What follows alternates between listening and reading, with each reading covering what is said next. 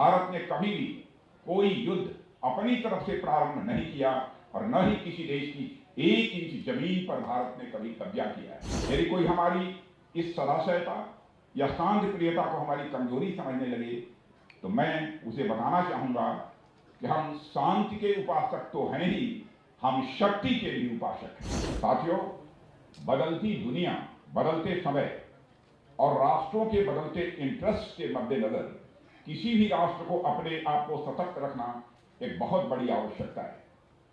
दुनिया में आए दिन किसी न किसी प्रकार के कॉन्फ्लिक्ट की स्थिति, संघर्ष की स्थिति पैदा होती हुई दिखाई देती है। हालांकि भारत हमेशा युद्ध के खिलाफ रहा है और यही हमारे भारत की नीति रही है। और यह कोई आज की बात नहीं है। भारत एक ऐसा देश है जिसने कि पूरे विश्व को वसुधैव कुटुंबकम यानी the whole world is family यह संदेश दिया है। हमने भारत की सीमा में रहने वाले लोगों को ही अपने परिवार का सदस्य नहीं माना है, बल्कि पूरे विश्व की धरा पर रहने वाले लोगों को अपने परिवार का सदस्य मानने वाला दुनिया का इकलौता देश यदि कोई है तो हमारा और आपका देश है भारत।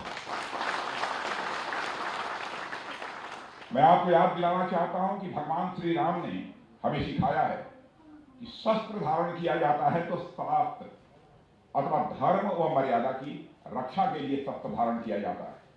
श्री राम ने हमें यह भी सिखाया है कि दूसरे देशों और राज्यों पर आधिपत्य के लिए युद्ध नहीं किया जाना चाहिए।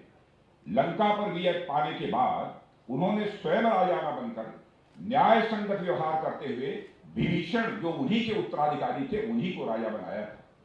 भगवान बुद्ध ने भी हमें अहिंसा का ही पाठ पढ़ाया है। इसी महान विरासत के चलते भारत ने कभी भी कोई युद्ध अपनी तरफ से प्रारंभ नहीं किया और न ही किसी देश की 1 इंच जमीन पर भारत ने कभी कब्जा किया है।